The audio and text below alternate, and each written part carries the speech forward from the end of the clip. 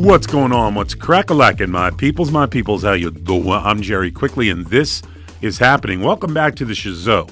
Today, we're talking about the illegal appointment of partisan hack, shady businessman, and general corn-fed milk boy Matthew Whitaker as the legally appointed acting attorney general. This is everything, okay? This appointment of Matthew Whitaker, this is for all the marbles. Because if Donald Trump is allowed to illegally appoint a partisan hack in violation of the laws of succession and appointment, and use that hack to gain insight into Mueller's investigation that he should not have, because there should be a firewall between Mueller's investigation and knowledge that Donald Trump possesses of that investigation. And Donald Trump is already tweeting this week about how the inner workings of the Mueller investigation are a nightmare. How do you have knowledge of the inner workings of the Mueller investigation, if not for your corn-fed zombie boy, Matthew Whitaker? How do you have knowledge of the inner workings of the Mueller investigation? Matthew Whitaker's appointment cannot be allowed to stand because this is Trump's Hail Mary. This is his attempt to do a final end run around the Mueller special counsel investigation. And more important than that, this is a direct result. Donald Trump's illegal appointment of a partisan hack in violation of U.S. law and the U.S. Constitution to be the acting attorney general is a direct outgrowth of Donald Trump's addiction to weaponizing law enforcement to vanquish his enemies. And that addiction, he was like a junkie who had been denied. He was essentially a dry drunk, if you will, because he hadn't been allowed to deeply weaponize the Justice Department until the Kavanaugh hearings.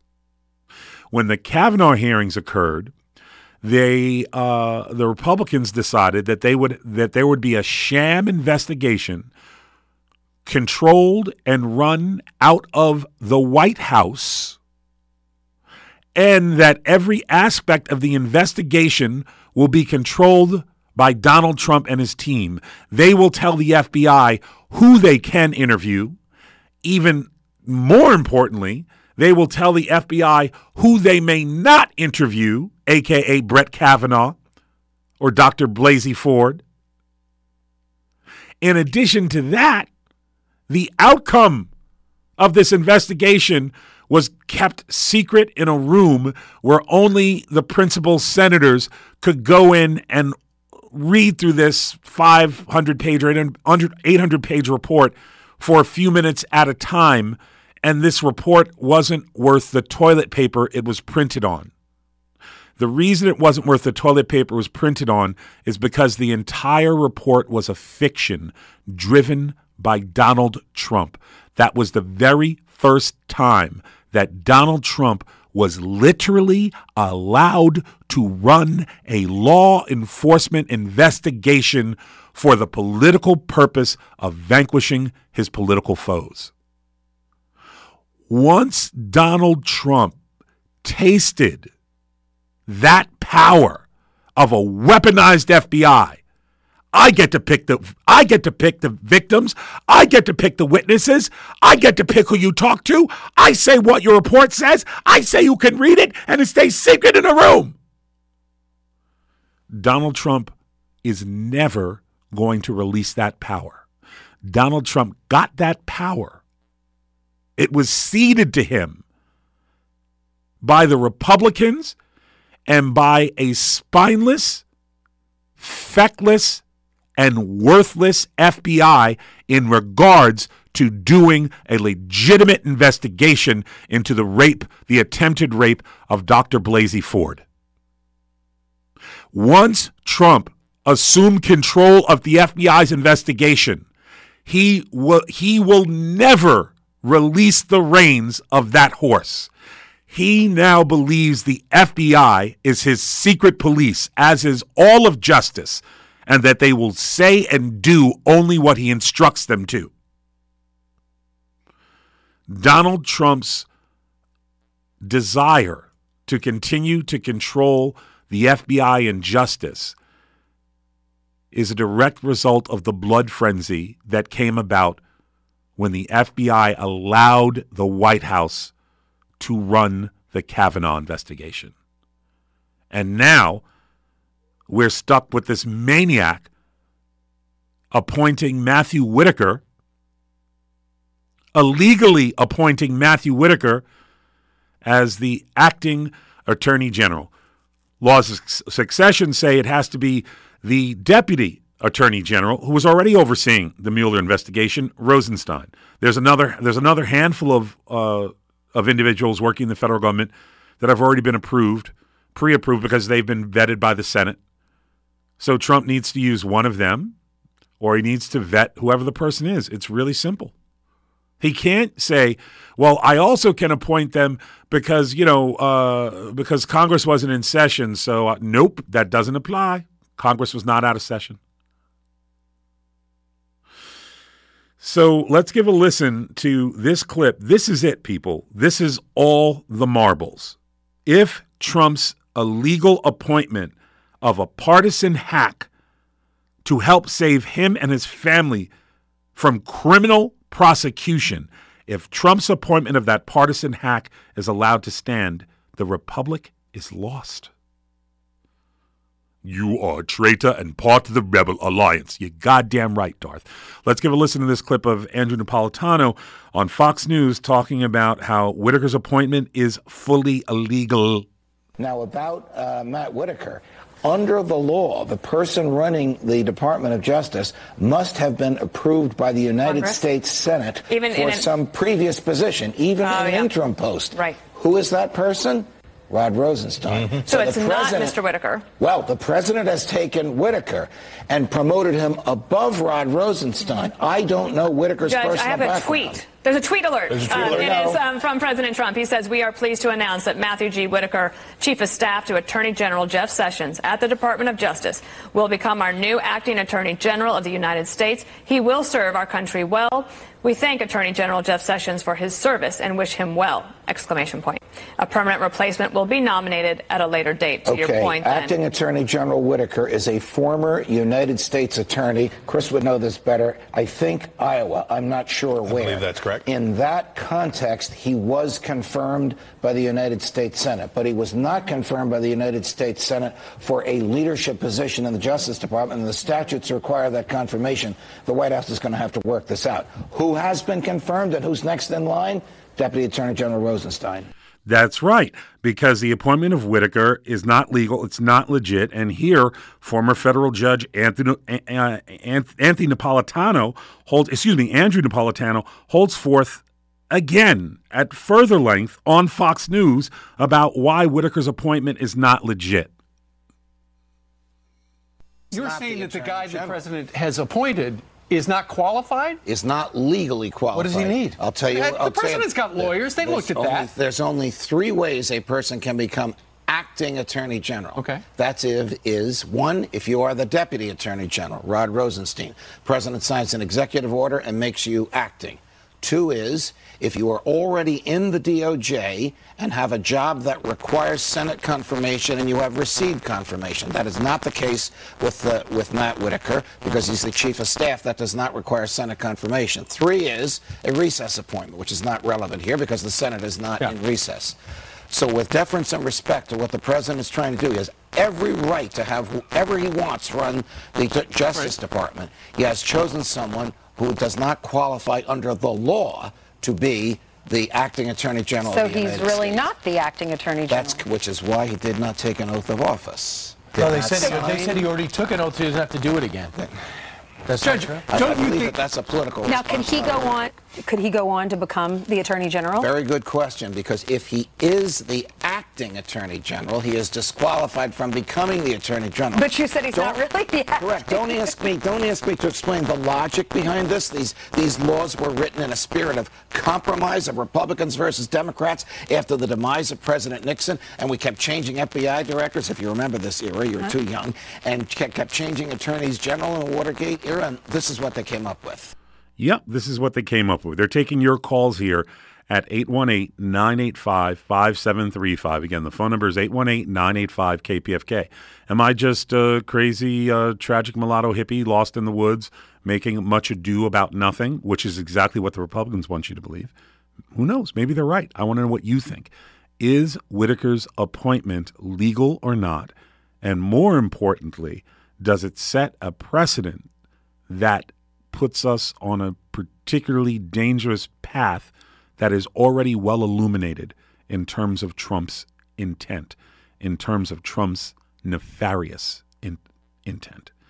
Taking your calls here at 818-985-5735. That's 818-985-KPFK.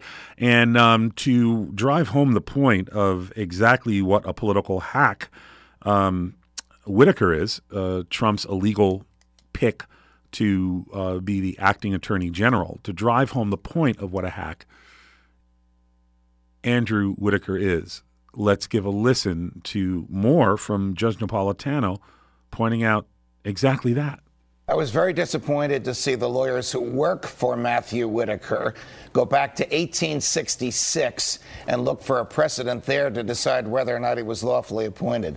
I don't care what happened in 1866 because the Congress changed the law in the 1960s and said whoever runs the Justice Department has to be nominated by the president and confirmed by the Senate because we put too much power in their hands, not only to supervise 90,000 people, among whom are the 30,000 that work for the FBI, not only to instigate investigations, but to terminate investigations that have already been started. That kind of power can't go to a political hack.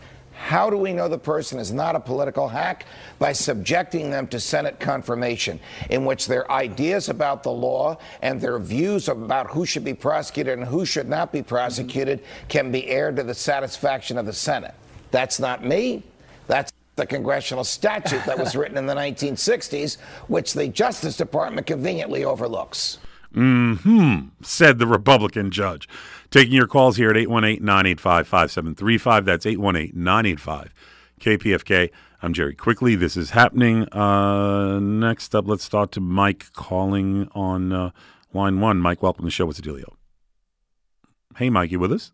Already serves. It's been a long time, but I believe one of the articles of impeachment against Andrew Johnson was that he appointed someone as Attorney General who had not been approved by the Senate for that post. So there's a good precedent for impeachment in this. Most assuredly. Excellent point, Mike. Appreciate you calling. 818-985-5735 is the phone number. That's 818-985-KPFK. We're talking about Trump's illegal placement of Matthew Whitaker as acting attorney general, making this partisan hack, shady businessman who's under investigation currently by the FBI for his own shady business practices, who has spoken out repeatedly, loudly, and strenuously in favor of Donald Trump and against the Mueller investigation over and over and over again. That is his primary qualification for a job at justice to begin with. And most assuredly, that is Matthew Whitaker's primary qualification for Trump's illegal placement of Mr. Whitaker as the acting attorney general. This is obscene. It can't be allowed to stand. If this stands, everything's lost, because that means Trump can illegally appoint anyone he wants to do anything. That means Ivanka's going to be the next Supreme Court justice. You understand that, people? A goddamn handbag designer is going to be presiding over us all on the Supreme Court. If Whitaker can stay at justice, Ivanka goes to SCOTUS.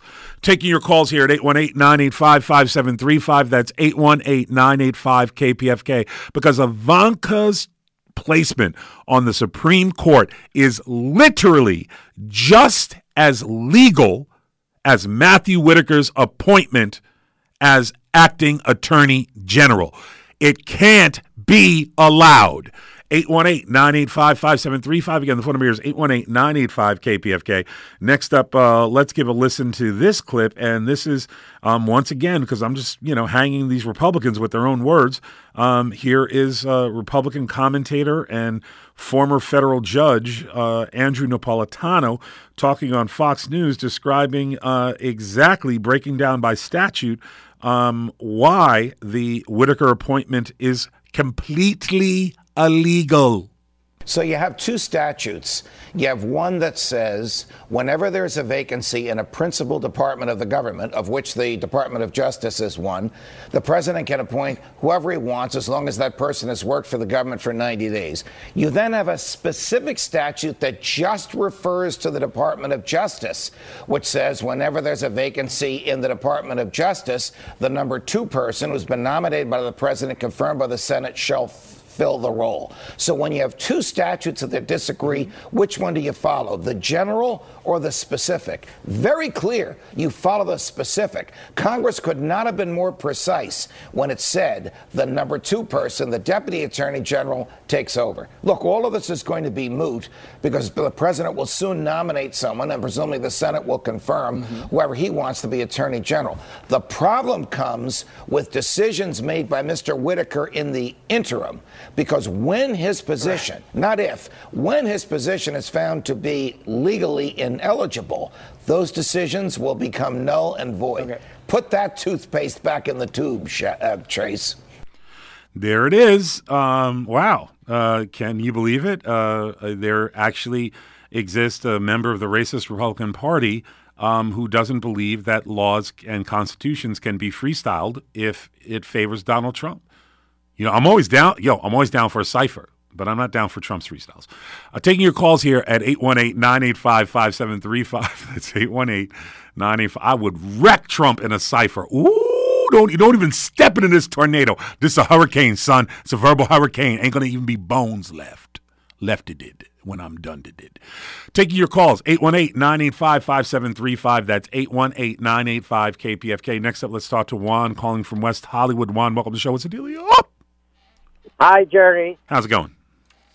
Fine. I'm sorry, but I need to correct the one information that you passed. You quote Ivanka Trump like a first designer. Yes. She never designed anything. You're right. You're right. She just hired handbag designers.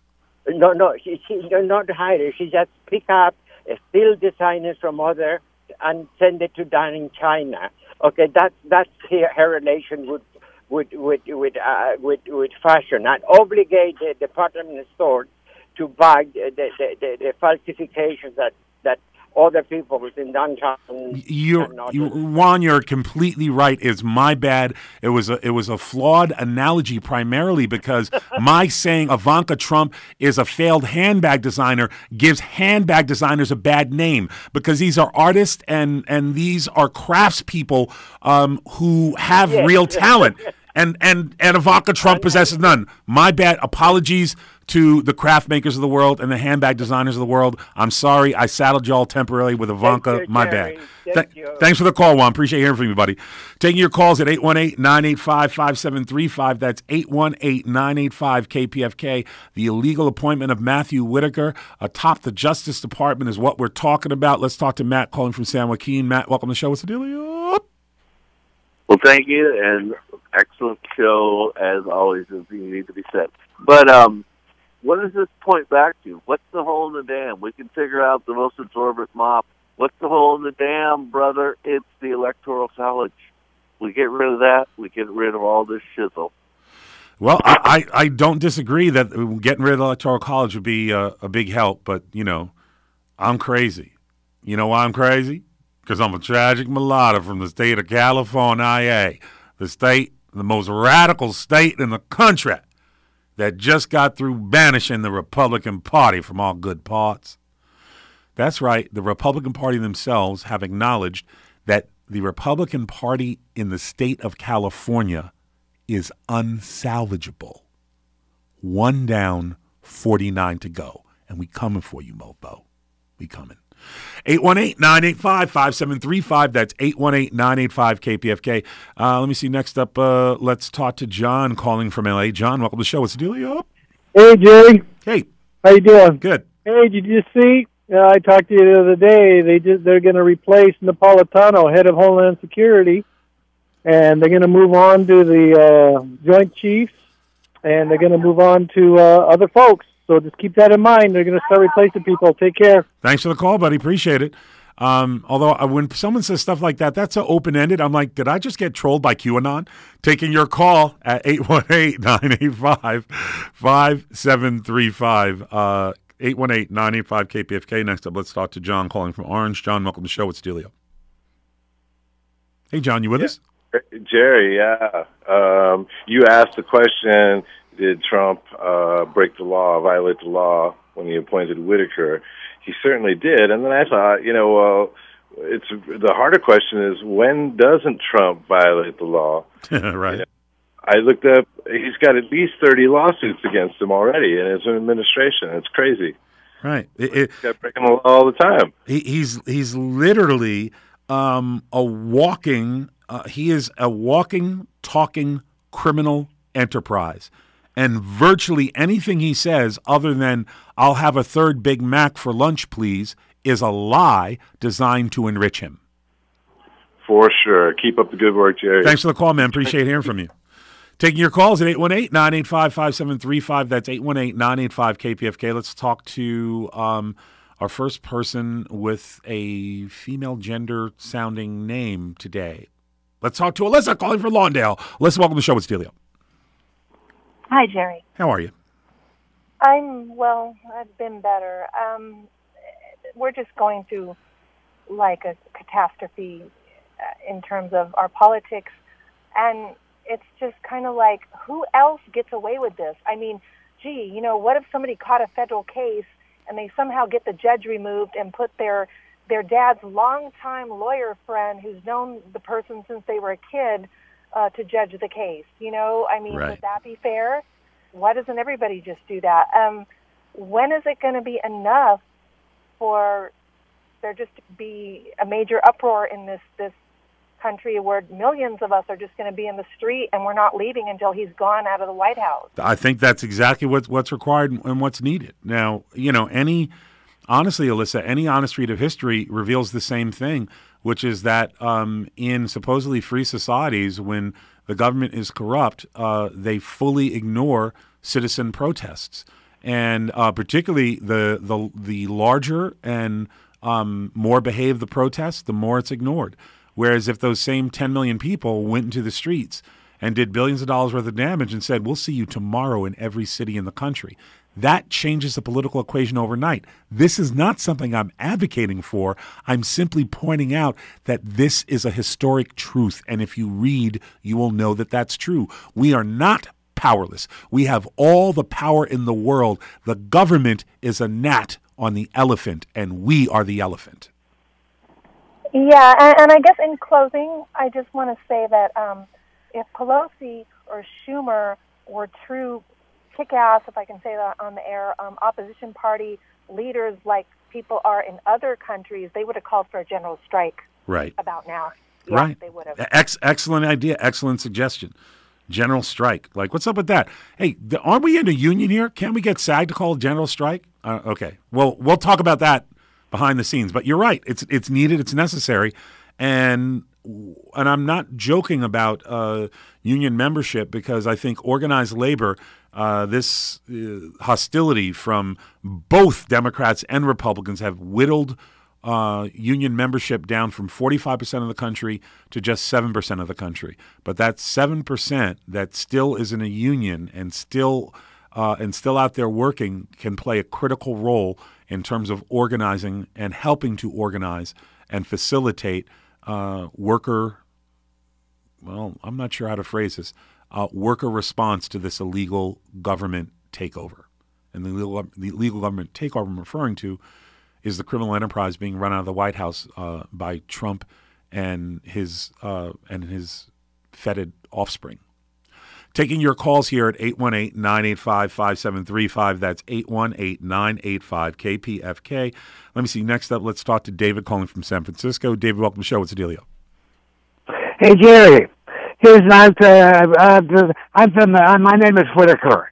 Still the same, Whithaker, but I'm a member of the anarchist branch in Minnesota. I've never heard of the other Whitaker before this last week. But there is a connection. I do Whitaker. I thought I'd let you know. And I think that the Whitakers are not all right-wing Republicans, but there is an anarchist branch. That's the one that I hew to. Okay. Well, are you... I'm not sure I'm following you, David. Are you implying that we might be able to convert Matthew Whitaker into anarchist principles? No way. He was a favorite what was he, a football player? He's all that. He's totally opposite. The name is spelled the same, but I believe our attitude towards the world is different. Something else. You keep referring to yourself as a tragic mulatto. Is that right?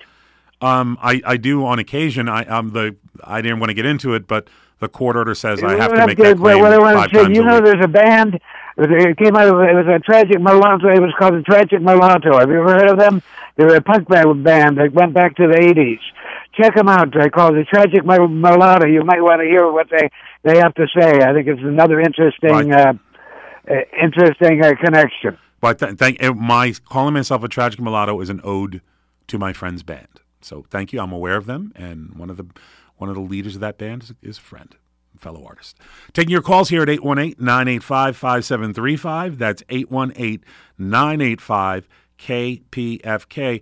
Let me see. Next up, let's play this clip. This is Republican strategist Rick Tyler on MSNBC, essentially saying that Trump absolutely represents the end of the Republican Party. You have to figure out how to get white, affluent, educated women back from the suburbs, because when you combine that coalition with African Americans and Hispanics, which the Democrats now seem to be solidifying, that would be a generational realignment. And if that's true, the Republicans won't be in charge for a very, very long time.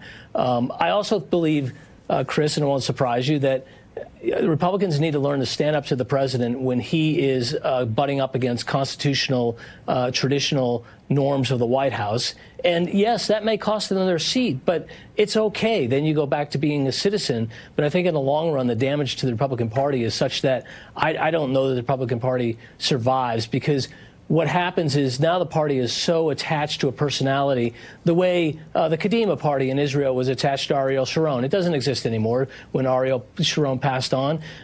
When Bibi Netanyahu leaves the stage, I don't believe there'll be a Likud party anymore. And when Donald Trump leaves, there will be no Republican Party anymore. I don't know what will replace it, but I really don't think it. I just don't think that coalition exists anymore. I'm not sure I'm as pessimistic as you are. I think. Well, I don't know. I don't know. It's pessimism. It could be a great opportunity.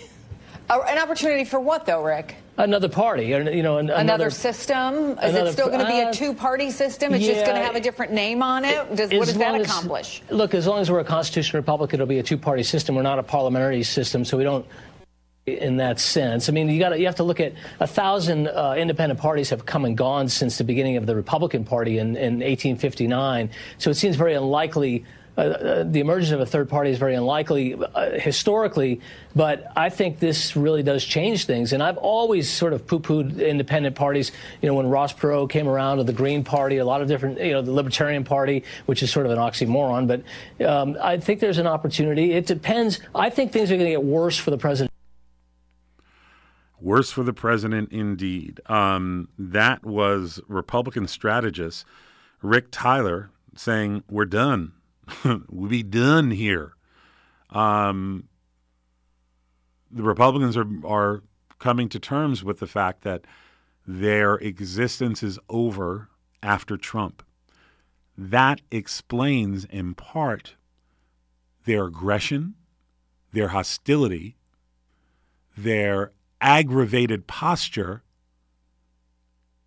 and the fact that they have become so belligerent as to be unrecognizable if you deluded yourself into believing that the Republicans were a legitimate political party not filled with violent white supremacists. I have always known that to be true. So it was no surprise to me when the violent white supremacists from within their party ascended, because they had never been repudiated effectively. Not only hadn't the violent white supremacists been repudiated, the main reason they had not been repudiated by the Republicans is because Republicans never repudiated racism, homophobia, misogyny, or xenophobia. They created a hothouse, a seedbed for the hatred that we see being vomited across Americans all over this country. We're taking your calls here at 818-985-5735. That's 818-985-KPFK. I'm Jerry Quickley. This is happening. Next up, let's talk to Gigi calling from Pasadena. Gigi, welcome to the show. What's the deal? You up? Oh, hi, Jerry. Great show as always. And you know what? I listen all the time. And I tell you what, you may get excited and you may even cross the line a time or two. People call in and mention that to you. But I'll tell you one thing they can never do is call in and say you're lying about anything. So, you know, I just drink some strong coffee right along with you and turn your show on at 4 o'clock. But here's what I wanted to say. My take is a little different on, you know, I always said almost from day one, maybe after the first 3 months that of his I guess presidency. I can't hardly even say that, but of his presidency, my take started being, you know what? I think the Republican Party knows exactly what it's doing. They are beginning. I think they have just a little ways to go before they get the last, so many judges, you know, white racist judges into position. And then whether they're looked at with any respect anymore, whether they're going to be the Republican Party or it's gone, I don't think they care. Once they get that in, they've done it. It's, pardon my French, their wet dream come true, because it's going to take us decades to undo what they have done. And I'm going to listen to you with my coffee decaf on the radio. Bye, darling. Thanks. I appreciate the call, Gigi. Yeah, you're right. It is going to take decades to undo what they've done. Essentially, it is a conservative estimate to say that for every single day of corruption introduced into a system, that it will take 10 to 15 days for that system to fully flush and rid itself of that corruption. Right? So if Trump is in power for 4 years, that means it will take 40 to 60 years for us to rid ourselves. And if you think that's an exaggeration, oh, that's ridiculous. Well, if you think that's ridiculous and you think corruption is not entirely corrosive to the fabric of any society, you need look no further than America's southern border. If you want to know the crippling, catastrophic, and lethal effects of baked-in political, state, and police corruption, you need look no further than Mexico, where you have 17-year-old children, Mireille, I think they're called, the Mireille, running around yelling and spitting at cops, slapping them in their faces, and not being arrested and not being charged. Now, here in America, we go way too far with it. If a 17-year-old does something like that, berates an officer, spits in their face, slaps them, not only will that person be arrested, there's a very, very good chance that that person will be badly beaten and potentially killed. If you're not arrested, you definitely get in a beating. Never should happen. In Mexico, they won't even arrest the children of the wealthy. It's no further than our southern border. You have El Chapo this week said that, look, I'm not the real deal. I'm not the real dude. We've been paying off presidents here. Fox and Peña Nieto, they're on the payroll of my boss, says El Chapo. If you want to know how crippling and horrific the effects of corruption are, you need look no further than Mexico. And if you believe that we can start baking in that corruption into our system with the cast of swamp monsters that Trump has brought in to feed on the American body politic as well as all of our assets, if you believe those swamp monsters aren't doing any real damage and aren't doing any real harm, you have a preloaded political agenda or you're not paying attention.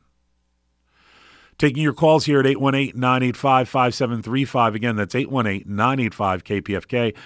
Next up, let's talk to Ken calling from North Hollywood. Ken, welcome to the show. What's the dealio? Hey, Jerry. I have for you.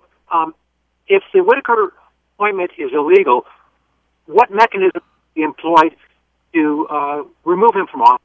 And who has the legal standing to employ that mechanism? Well, right now, the Whitaker appointment is being challenged in the Supreme Court. And essentially, the people that have standing to challenge it is anyone that the Justice Department is currently bringing litigation or prosecution against. So, for instance, if previously it would, for the DACA students, right, the federal case was, like a Sessions versus students of Texas, right? Well, Sessions is gone now. So any case the Justice Department brings will now be Whitaker versus the students of Texas, or Whitaker versus those poor black bastards in southern Manhattan. And the point being that they haven't even sworn him in because the people swearing him in would be open to civil and criminal liability for illegally swearing him in. You can't put his name on anything from the Justice Department because it's an illegal placement. It's already making its way to the Supreme Court for the first test, and every single person that is now in federal court that the Justice Department is going after is a party to the case. And are more legal actions being set up to challenge them? Well, yeah, there are a number of legal actions being set up. The Democrats are finally, they're slow to move, but they're finally acting. The people that are acting against it are actually mostly defense attorneys who their clients are currently being prosecuted by the federal government, and particularly that's especially true of any new cases of prosecution that are started or engaged while Whitaker is illegally at the helm. It's not legal. There's no question about this. There's no question about this. It's entirely illegal. So, citizens who don't have standing, how can we support the people who do have standing and are challenging that appointment? Well, I think that you should go online. I think if you want to be helpful, it'd really be helpful if you had internet access. Go online and find organizations that are fighting against this part of the Justice Department or this aspect of the Trump administration in ways that you like or admire, and most especially look for organizations that have some history of doing this, that have been around for at least a few years, and particularly organizations that are involved in coalitions with other activist organizations so we can all leverage our power. And the group that you choose to lend your time to or maybe some of your resources to, and the group that you choose to help is a group that should be chosen by you. Go to Google and just literally Google fighting Trump's injustice and see what you get in terms of social organizations, pre-existing, as well as large institutions like I'll give you a couple. EFF, they're a really great organization support. ACLU, really great organization support. Public defenders in your hometown, really great organizations to support. There's a ton that we can do. We don't have to just sit back and lie down and take it, and we don't have to wait for someone else to start a revolution in the streets for us. We start our revolutions right here every day with every breath we take, how we communicate with each other, and the actions we do, how we spend our time. But don't think for a minute that you're going to affect change through social media or social media alone. That's just some small part of what we're doing. It's an important component, but you've got to get your ass out in the streets. Okay, clear answer. Thank you. Thanks for the call, buddy. Appreciate hearing from you. Taking your calls here at 818-985-5735. That's 818-985-KPFK. Let's give a listen to this clip. And in this clip, this is pretty amazing. You actually hear the Trump administration attempt to defend itself. This is Matthew Whitaker, the illegally appointed acting attorney general, describing and downplaying Trump's treason. This is the man that Trump brought in illegally to run justice. And this man in this interview describes how Trump is not treasonous scum. What happened here is this lawyer used a pretext to get a meeting with, some important campaign officials to really talk about the issue she wanted to talk to, which was getting rid of this U.S. policy regarding adoptions, and used the, quite frankly, here in Iowa, we'd call it a BS excuse of saying that she had opposition research. And listen, nobody's talking about what that opposition research is, because we all agree it's ludicrous. I mean, that the fact that Russians are funding the DNC and helping Hillary Clinton, no one's advancing that. And Don Jr., when he heard that, certainly dismissed it quickly as based on what he said. And I think, sort of to suggest that there's a conspiracy here, I mean, you would always take that meeting. You would have somebody from your campaign take the meeting to try to get the information.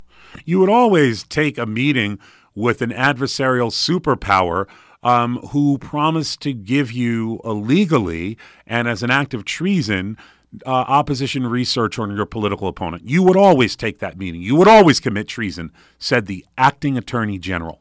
You would always commit that act of treason, said the acting attorney general. You would always commit that act of treason, said the acting attorney general. Taking your calls here at 818-985-5735. That's 818-985-KPFK. Next up, let's talk to C2 calling from L.A. C2, welcome to the show. What's the dealio? Yeah, hello. How you doing? Listen, I just tuned in, and I heard you talking about that appointment of Whitaker. Yeah. Mm-hmm.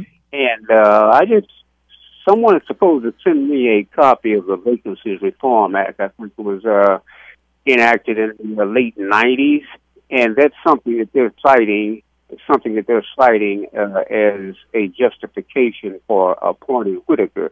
I understand that he hasn't been sworn in yet. He can't really do anything. C2, wait. Let me, because you bring it up. Before you move on, let me just be clear about that.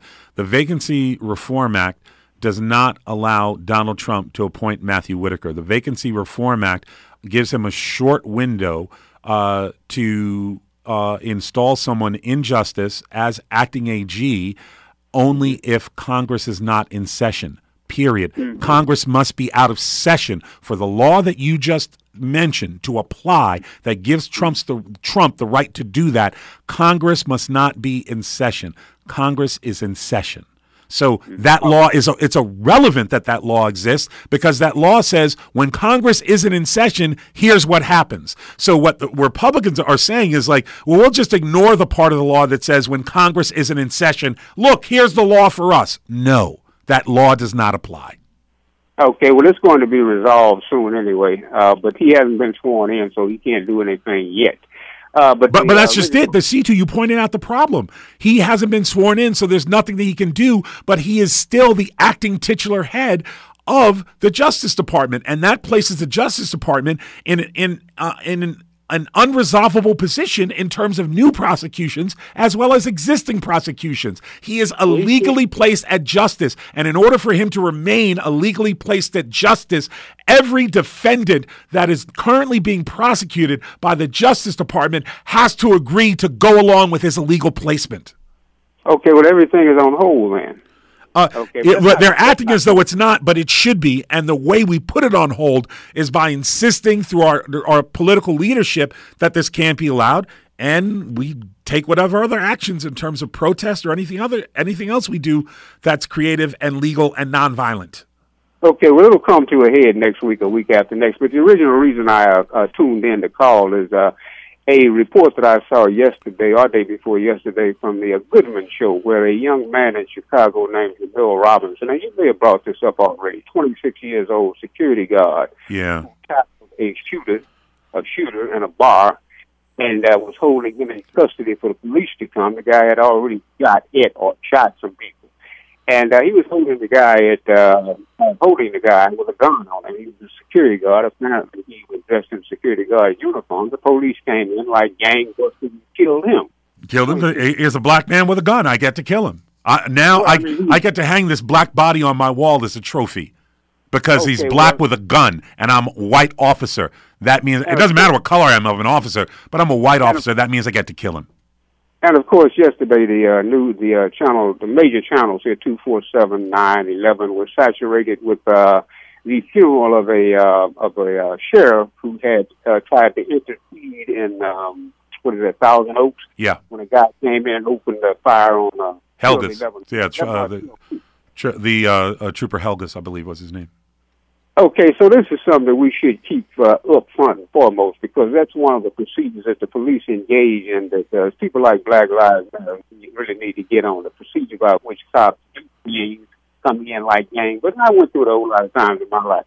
Come in like gangs. Hey, C2, I'm having a really hard time hearing you, man. It sounds like you're underwater a little bit. I appreciate your call. Here's why I give the Trooper Helgus, I hope I got his name right, he was murdered in Thousand Oaks while responding to the mass shooting at the Country Bar in Thousand Oaks. Here's the reason that I deeply respect what Trooper Helgus did. I have no idea what his life is like. I have no idea what type of officer he was. But here's what I do know. That when Columbine occurred, there were a group of officers who stood around in front of Columbine High School refusing to go in because they were still shooting, there were bombs going off, there was things happening, they didn't know what to do. And every one of those goddamn police officers were cowards. They were the worst cowards imaginable. The reason they're the worst cowards imaginable, because if you got a group of parents of the children in that school and they came to the front door and they're unarmed and untrained, and you said to those parents, we don't know what's happening, but there's someone inside and they're blowing off pipe bombs and shooting students, it's still going on.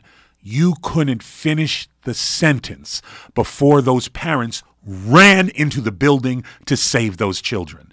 And if an unarmed mother with no training and alone would run into a dangerous situation to save her child and others, and you are a trained police officer, and you stand outside cowering and quaking in your boots, you're a goddamn coward. Those people died because you were a coward. More people died than should have because you're a coward. The same thing happened in Parkland, Florida, when one of the sheriff officers outside, again, trained, armed, ready, and he refused to go in and help these students as he heard the mayhem. There are many examples of officers being goddamn cowards and letting our children be killed. That's not what happened in Thousand Oaks. They arrived, assessed the situation, and knew that the best good they could do is to interject themselves into dangerous way and harm's way immediately. And in doing so, not standing outside like a coward waiting for the parents to show up, but in doing his job to protect us that evening. That trooper represented the best of all of us. And what he did to try to save those people and the people he saved, what he did is worthy of respect, regardless of your position on problems in American law enforcement. I want to thank all y'all for joining me today. I want to thank you for calling in. These are crazy times. I just think of that poor woman, Ms. Orfanos, I believe her name was. Her son survived the massacre in Las Vegas. And how lucky must she have felt as a parent? She had to have gotten up every day and thanked every star she laid her eyes on because she got her child back from a massacre. And then he went to a bar in Thousand Oaks. And he didn't survive the second one. We got to do better, y'all. We got to do better. And we're not going to do better with Republicans in power. We're not going to do better with white supremacists in power. We're not going to do better when the NRA is a respected institution. This show is produced by myself and Jose Benavidez. Our board operator is D'Angelo Mangelo Jones. If you want to follow us online, you can by going to YouTube and just do a search for Jerry Quickley. Follow me. Just click on subscribe to the channel. We post up new videos every day. There's a video from this show going up right now. And you can follow me on Twitter using the handle @JerryQuickley on Twitter. Again, that's @JerryQuickley on Twitter. And you can follow us on SoundCloud. Go to SoundCloud.com/TIHLive. Again, that's SoundCloud.com/TIHLive. That's it, y'all. Remember, be kind to one another. You never know what burden someone is carrying. You just don't know. That's it, y'all. Till next week. I'm out.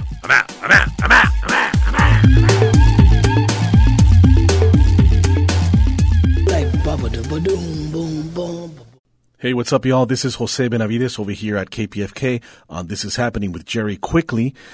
We're looking for someone that really knows how to use Photoshop and is able to cut out images and prep them for motion graphics and for Adobe Premiere. We're trying to create more interesting and fun videos. If that's you and you have a couple of hours free during the week, please send us a message with your resume. Again, this is for a volunteer position on This Is Happening with Jerry Quickley. Email us at gqx@aol.com. gqx@aol.com. And in turn, this will help you with your resume and we'll give you a nice shout out after every show.